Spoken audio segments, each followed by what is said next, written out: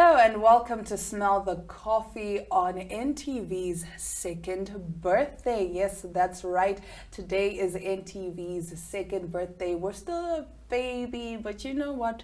We're a toddler now. We're starting to learn how to walk and all of that. So we are definitely excited. Of course, it is a bittersweet moment because, you know, it is still the week where we're still in mourning. But nevertheless, you are watching Smell the Coffee and you're joined by Diana Master and Aina Raizakwaya. How are you doing? I'm good. Happy birthday to us. Happy birthday to us. Halala. Halala. We should pop something. Some champagne. Yes. Some champagne, yes. Poo, poo, poo, poo. You know that Instagram reel. Yeah, everybody, it's my birthday. That's us right now. It is NTV's second birthday, and like, yeah, man. I love birthdays. Yes. Birthdays are one of my favorite events ever. It's a day to just be happy, man. Yeah. For you to just realize, oh my gosh, I've been afforded so much grace to see another year. Exactly. NTV has existed for 2 years now. Isn't that crazy? Yeah. That is. And we are still going. And we're still going. And that's beautiful. Stronger than ever, actually. Yeah.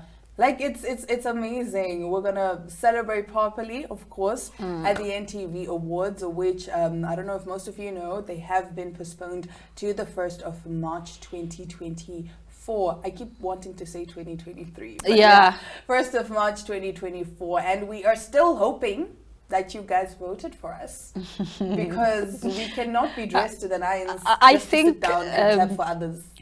I think the hope should die down now because the voting lines are closed. The results are already there. Basically, there is no miracle that is going to happen after the voting lines are closed. I serve the living God. Because, like, imagine you're just so nicely, face be done just to clap for others. Yeah, things, things happen that way. I'm not that graceful. I'm petty. I think the thing with miracles, it makes you so hopeful that you ignore logic. Yeah. In this case, voting lines are closed. The results are automatically, most probably, already on the system. So what's not the even, point I understand of the awards have already been engraved. Yeah. So it's just a matter of who's getting it. And it's like, it's kind of like, you remember during exam season, the exam is done, everything, you're still praying like, God, please make me pass, please make me pass. No, with the exam is different because with the exam is in the hands of somebody else, like it's in the hand of the lecturer. But if you didn't study, that's it. Like, but you can still be hopeful that the lecturer would be lenient enough to at least give you points for, if not the exact answer, for at least thinking towards. Yeah. Okay, I understand. When background knowledge. No, when it's like 48 and you just need like 2 to get to 50. Not when you didn't study and you're 20%. Like, no matter how lenient that lecturer is, chances are you're not going to pass. Yeah. I remember there was a time I would pray and my mom was like, but you're already done. You wrote the exam already. Do you think that your answers are going to magically change on the paper? Like, what are you expecting? I'm like, listen. I came to this realization yesterday, actually. My friend, I don't know what I was talking to my friend about. And then my friend said, don't worry, it's already done. You already went through the process. It's done. After the process, there's nothing you can do about it. Even if you say a prayer, nothing could magically change. I think the prayers and the hope should be said before. Yes. Because after, it's like it's done. It's done. There's you nothing just that wait can, now. You just wait. That's why I made it a point to always pray like before my exams and fast and whatever. And you know what they say? Faith without works is dead. So I would just do my best and be like, okay, God. And even like before I write, I would pray like, God, I'm about to go write this exam. Help me remember everything that I studied. And even if I didn't study, make me to somehow magically remember something correct. Yes. Let me magically remember what the teacher or lecturer said back then when we were studying that topic in class. And honestly speaking, it's always, God has always come through for me, Shane. Even if it's auditions, because I always pray before an audition. I always pray. Even if I get a personal call to say, Diana, we want you to come and audition for this role. Chances are already I've gotten it, but I will still pray like, God, help me not mess up this audition. Because, And so every time God has always come through for me, Shane. I call him Sky Daddy. I need your God's number. I'll give you Sky Daddy's number. He's amazing. Okay, cool. We will be taking a quick ad break and returning with some of our top stories. Stay tuned.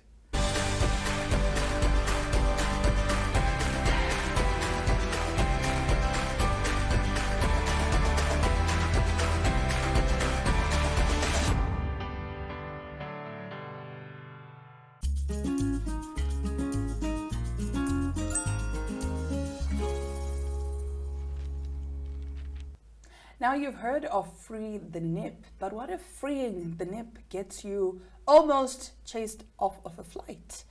Yes, a woman removed from Delta flight reprimanded for not wearing a bra, and she says it was humiliation.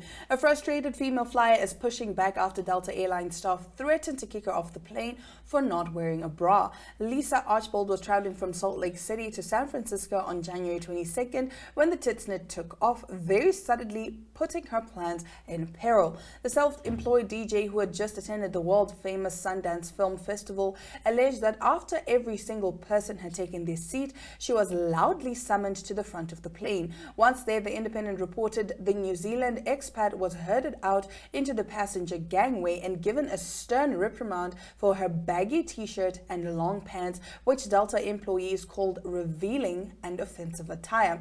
After this long speech, she tells me she would allow me to stay on the flight if I put on my jacket. Archbold, whose stage name is Dejette Kiwi, told Yahoo News Australia. Keep in mind, this flight was an hour and a half long, so I was not going to be out of my seat again, she went on. So whatever offense she was pretending was happening from my nipples, she had just created that offense again. So it wasn't logical, it was humiliation. The brouhaha began when Archbold took off her coat in the Salt Lake airport before boarding the flight, as the weather had been warmer than expected that day. I looked like a girl who didn't care about being dressed like one, said Archbold, who identifies as queer. The put-out passenger said she couldn't help but wonder aloud if her queerness had been the cause of what she felt was unjust treatment. It was not immediately clear if the staffer responded to the allegation at the time. After wearing her jacket for the duration of the flight in order to keep the peace, Archbold confronted a male member of staff to express her disappointment over her perceived discrimination. It is really discrimination. Like, what, you don't know me? What do you care if my nipple is showing or not? And like, how is that? And I paid for this flight. I paid for this flight. I have to be on this. I used my money to come and support your business. Exactly. What does what I'm wearing have to do? Like, I would understand if she boarded the flight completely naked. She was wearing a t-shirt and baggy jeans. How is that not being dressed appropriately? And like she's saying, the flight was an hour and a half long, which meant by the time she sat down, she wasn't going to get up again until they had to disembark. Yeah. So what is the point of saying you're dressed in, wear a jacket? What will dressing inappropriately stop the plane from flying? No, it won't. So... Like, and my problem is, I don't think any of the passengers had, maybe there was a Karen there that complained and said, I think they were just, they deliberately wanted to humiliate her because she's famous.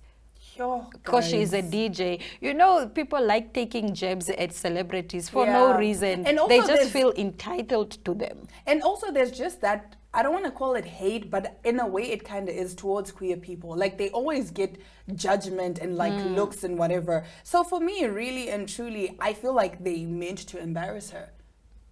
Because why call me up to the front of the flight and scold me like a 5-year-old?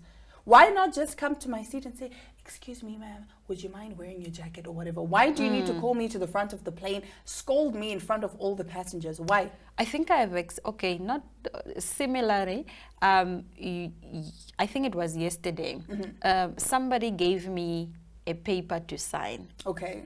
And then immediately, it was an official, immediately they made comments, oh, your nails are too long.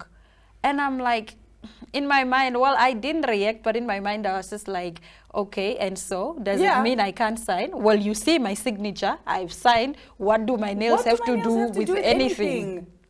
They're my nails. If I can manage, why does it bother you? For me, in that moment, I just felt like very judged. Why are you judging me for my nails? That is judgment, and already they've made up this misconception about you, like, oh, she's probably, because have you noticed slay queen has become basically like a slur in its own right. So it's like another, and it doesn't help that you're wearing a wig. Just probably like another slay queen. These slay queens with their long nails and their wigs, they think they're better than all of us. No, but like, I was just like, okay, this judgment is unnecessary. But one thing I like about you, though, is you're very nonchalant. You don't let things get to you. You let it just slide I am not the one you want to find a reaction from, because you will not get it. You will, like, honestly. I might have a reaction in my heart, but I will never, like, show to you. You are very nonchalant. Like your nonchalantness at some point is actually annoying. Like, you know, when you're looking for a reaction and you don't get that reaction, people tend to get frustrated because it's like, but why is she not reacting? Like, she needs, someone will come and poke you with a stick intentionally, and you'll just be there like, it is what it is. It is what it is. I guess that's what you feel, that's what you think. I need tips on how to be as nonchalant as you. Just leave people alone. Okay. And let them leave you alone. Don't let people get to your head. Like, block out any noise. Okay. That's what I do. Okay, I'm gonna do that. If what you're saying to me, I don't align with it, or I maybe think it's nonsense, I'll just let you be in your nonsense. So you just keep quiet? Yeah, I'll just keep quiet. Okay, so anytime you see me react, please just pinch me and be like, you're not being nonchalant right now. Be nonchalant. Be nonchalant. I need a class. Not a nonchalant class. Now let's get into our next story. Our next story comes from the palace. Prince Harry has flown back to the United Kingdom rather, to see his father, according to media reports, after the shock announcement on Monday from the Buckingham Palace that King Charles has Ooh, what is Charles compared to King Charles? Excuse me. Has cancer. Harry, who arrived in London on Tuesday afternoon in California, has been involved in a long-running public falling out with his family in the years since he and wife Meghan stepped back from royal duties, though the Duke did not make a brief visit to the UK for Charles' coronation last year. Now, Harry was photographed being driven into the gates of the house, the King's London residence, at around 2 p.m. Harry was seen and photographed seated in the back of a black SUV. Harry took an 11-hour flight from Los Angeles to London overnight, landing at about 12:30 p.m. British media reported. The reunion didn't appear to last long. It lasted only for about 45 minutes, with King Charles and Queen Camilla departing London for his country estate by helicopter shortly afterwards. Harry appeared to be heading home to the United States a day later, according to British media outlets. The 39-year-old royal was reportedly seen arriving at the airport in London on Wednesday, but the departure flight and time was unclear.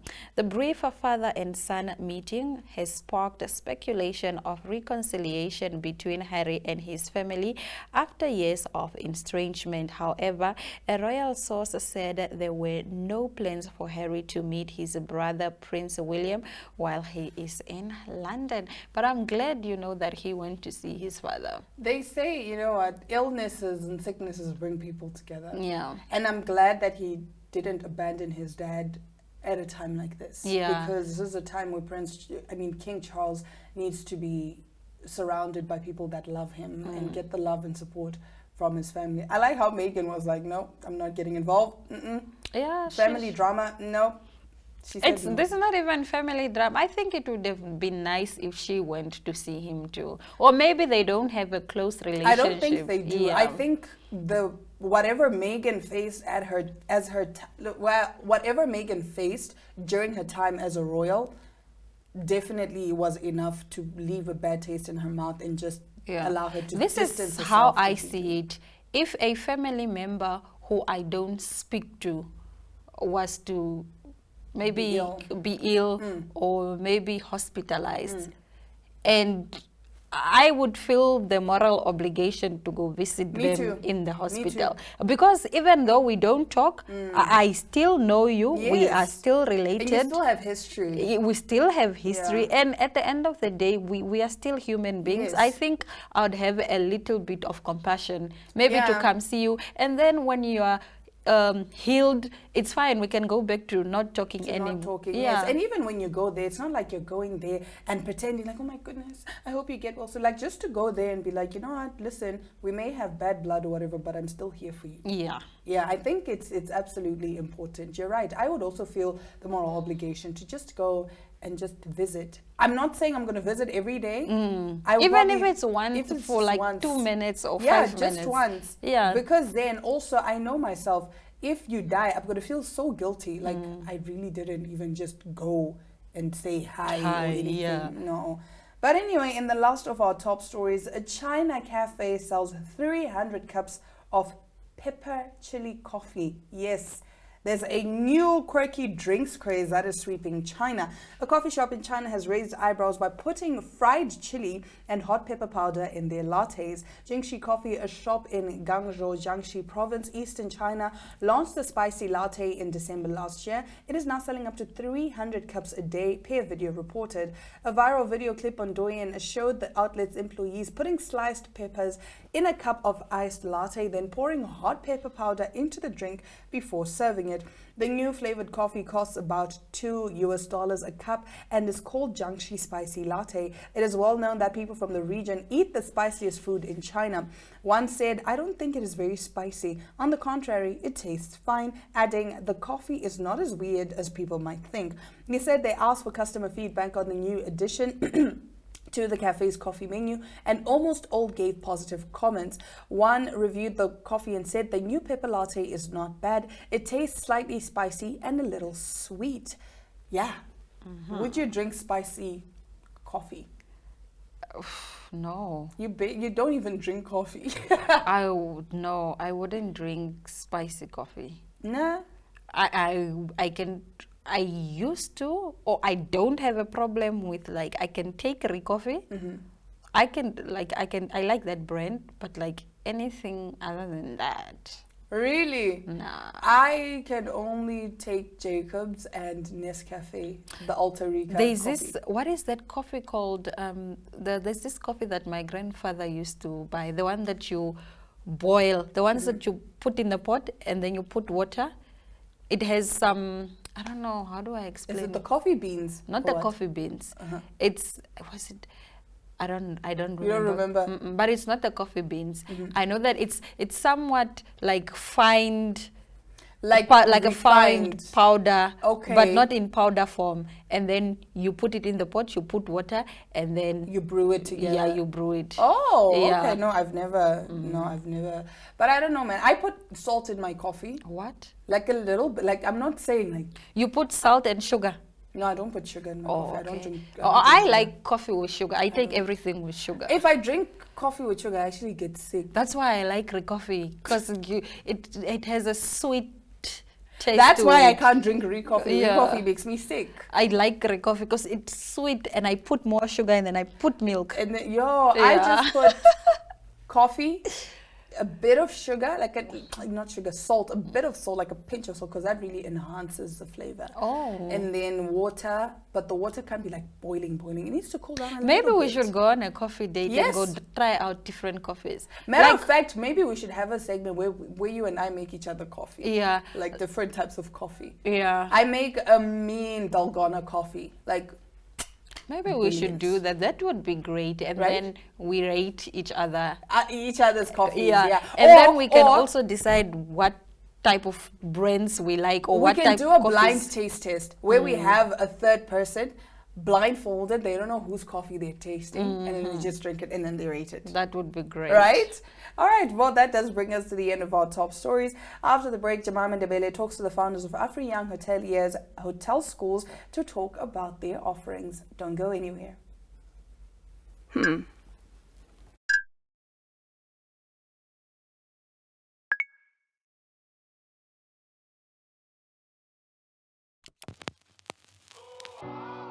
E-Ticket, your online ticket solution for events and event marketing, bringing you ease of mind and making sure that your event gets out there.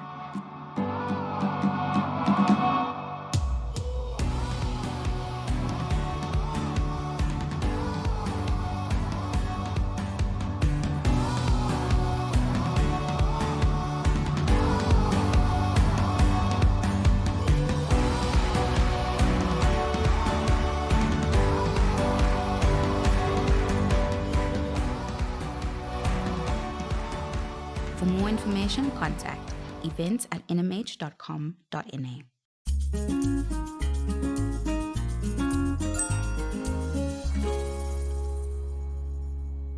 I am joined by the founders of AfriYoung Hoteliers Hotel School. They'll be telling us all about their institution as well as exciting program offerings that they have. Good day, how are you today? Wonderful, thank you, and pleasure to meet you and to be here. Could you kindly introduce yourselves and the role that you play in your institution? All right, thank you. So my name is Simon Williams, and I'm the founder of AfriYoung, and as well as responsible for the mentorship part. And AfriYoung is a very small startup academy, and we basically just concentrate on nurturing the young talents, and also we do a lot of collaboration with other like-minded institutions. Well, I'm Joseph Tuafeni Nasimanekwe Yohanes Ailonga, well known as Jossy Joss, and my role here is marketing and media engagements for the mentorship program. So that's my role in all of this. Now, I understand that your academy also assists young candidates in acquiring the J1 visas to America to then go on, you know, paid internships and so on. Could you then just give me a little bit more background as to the importance of that dual purpose institution? So thank you. The J1 program is actually one of the long-standing educational cultural exchange program within the US government, and it provides young people an opportunity to go learn and enrich also the cultural understanding, so across the different sector. So in this case, we are able to help young people to connect to this culture in hospitality, in tourism, in media, in all other major fields, excluding medicines and healthcare. And so normally in most instances, the age requirements are 18 to 35, and either you have a diploma at a level 5, or you have a degree from a bachelor degree level 7, then with 1 year's experience. Or in the absence of not having a qualification, if you have 5 years working experience, especially in hospitality and tourism, we could also consider you, and then we just take you through the process of the mentorship and then take you through. And so far we are really delighted because we have helped more than already 13 Namibians on the program, and also some other candidates from like Zimbabwe, South Africa and Ghana. So yes, we are a startup, we are local, but we are able to help the youth across the continent. As much as this is very admirable, I do understand that, you know, there must be challenges in facilitating this process to getting these candidates to then get this international experience and exposure to come back with these talents. In your experience, what are some of the challenges that you have encountered in your enterprise? Yeah. All right, thank you. I think firstly from the youth preparations, starting right from high schools and the varsity, we just need to put more emphasis in the curriculum, and then to make sure that our curriculum actually is designed to also meet the global standard. And then that means we need to be able to benchmark our qualification through the Namibian Qualification Authority to ensure that when these youngsters are graduating here, their qualifications are recognized at the international level, and themselves also that they are well prepared. Simple things, for example, just soft skills, emotional skills, employable skills, communication skills, yes. And then the professional grooming, which is very, very critical. And then, of course, on top of that, both the youth and the parents and the guardians, even to a larger extent, the governments and the stakeholder like the business community, is the financial resources. Mm-hmm. So the young people need to be able to have a a basic fund to support their visa, for example, with the US embassies, which is roughly about 185. And then the service fees, which is almost like immigration fees, about 220 USD. And after that, you look at the issues of the flight tickets, and then the pocket money for the first 2 weeks when they arrive in the US, especially those that are in hospitality. And in most cases, when they get there, you already have the accommodation provided for them, meals provided for them, transport to go to work provided for them. So I think the very, very first thing we have to start and paying more attention is the quality of education, the quality of the curriculum, and then making sure that from the financial resources planning in terms of the budget, those things come into place. So, and of course, you meet some young people that are coming from a background where they don't have parents. That means they need more financial support. And it's quite encouraging because we also have few that we have started to help ourselves, and we spoke to some of our friends. And today, those youngsters, they have been able to fulfill their dreams, go to the US, return, and being able to start supporting other young ones. So, yeah. Welcome to My.NA Cars, your ultimate destination for everything automotive. I am your host, Diana Master. Teamwork makes the dream work, right? Discover the latest models, innovative technologies, and expert insights from our passionate hosts. Learn essential maintenance tips and get exclusive behind-the-scenes access to the automotive industry. Don't miss My.NA Cars on NTV every Thursday at 2100 hours. Tune in and ignite your passion for automobiles.